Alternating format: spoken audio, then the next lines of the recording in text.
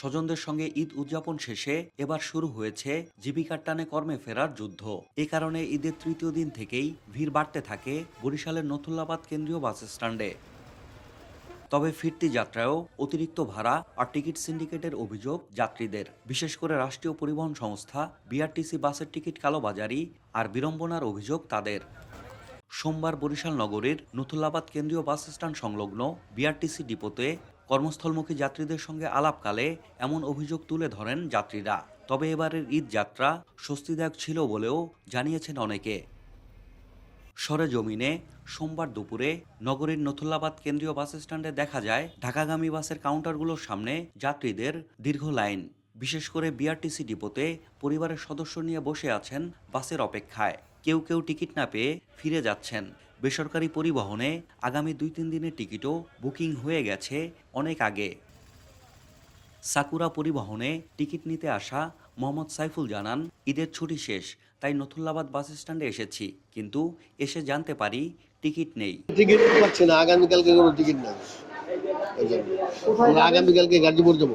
শ্যামলী পরিবহনের আরেক যাত্রী দেলোয়ার হোসেন বলেন, ঢাকায় যাওয়ার উদ্দেশ্যে সকালে নথুল্লাবাদ এসেছি, কিন্তু কাউন্টারে এসে টিকিট পাইনি। কাউন্টার থেকে জানানো হয়েছে যাত্রীদের চাপ বেড়ে যাওয়ায় বাসের সংকট দেখা দিয়েছে। এখন অপেক্ষায় আছি, বরিশালের বাইরে থেকে আসা বাসে সিট পেলে তবে যাব, তাতে সন্ধ্যা কিংবা রাতও হতে পারে। তাৎক্ষণিক টিকিট পাওয়া যায়, কিন্তু আজকে এসে কোনো টিকিট পাচ্ছি না। প্রায় 1 ঘন্টা যাবত ওয়েট করতে আছি। এখন যদি কোনো গাড়ি ছিয়ালে আসে তখন টিকিট পাওয়ার সম্ভাবনা আছে, নাহলে হয়তো দেরি হইতে পারে বা সন্ধ্যার পর হইতে পারে। এরকম অনিশ্চয়তার মধ্যেই আছে, ভোগান্তির মধ্যেই আছে। তিনি বলেন, ইতোপূর্বে সচরাচর টিকিটের এমন সংকট ছিল না, কিন্তু এবার এসে সংকট দেখছি।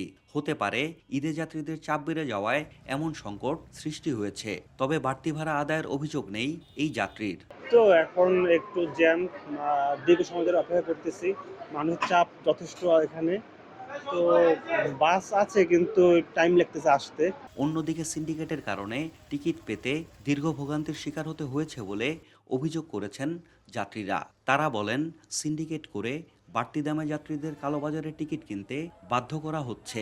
ম্যাজিস্ট্রেট আইছে 100 টাকা করে বেশি নিয়েছে, তারপরে হেরা জরিমানা করে চলে গেছে, আবার আমাগো আবার 700 টাকা অর্জি রাখছে। বিআরটিসি বাসের যাত্রী সিদ্দিকুর রহমান বলেন, স্ত্রী সন্তান নিয়ে দীর্ঘ প্রায় 2 ঘন্টা যাবৎ বসে থেকে বিআরটিসি বাসের টিকিট পেয়েছি। এসি বাসের ভাড়া 900 টাকা করে নিয়েছে। মনে হচ্ছে বিআরটিসি কাউন্টারের সিন্ডিকেটের কারণে টিকিট পেতে সময় লেগে গেছে। হ্যাঁ, টিকিট পেতে খুবই বিড়ম্বনা হচ্ছে, মানে টিকিট পাওয়া যাচ্ছে না, একদমই টিকিট, কোনো গাড়িতে কোনো টিকিট নেই। এটাই হচ্ছে আমাদের সমস্যা। বাচ্চার কাছে নিয়ে প্রায় 1.5-2 ঘন্টা যাবত এখানে বসে আছি, কোনো টিকিট পাচ্ছি না। একই অভিযোগ করেন বিআরটিসির আরেক যাত্রী তাহমিনা হক। তিনি বলেন, বাসের টিকিট পেতে 1.5 ঘন্টা সময় লেগে গেছে। তাছাড়া এসি বাসের ভাড়াও বেশি নিয়েছে। ইতোপূর্বে যেখানে 850 টাকা ছিল, সেখানে এখন 900 থেকে 950 টাকা পর্যন্ত নেওয়া হচ্ছে। বিআরটিসি বাসে চড়ছে 900 টাকা করে ভাড়া নিচ্ছে, অন্যান্য সময় থেকে তো এখন অনেক ভাড়া বেশি নিচ্ছে। কর্মজীবী নারী তানিয়া আক্তার জানান, ঈদ কাটাতে গ্রামে এসেছিলাম, ছুটি শেষ, কর্মস্থলে ফিরে যাচ্ছি। এবার ঈদ যাত্রা ভালো ছিল, স্বস্তি ছিল, টিকিট পেতে কোনো ঝামেলা হয়নি। তবে ইজি বাইকগুলোতে 40 টাকার ভাড়া 50 টাকা করে নিচ্ছে।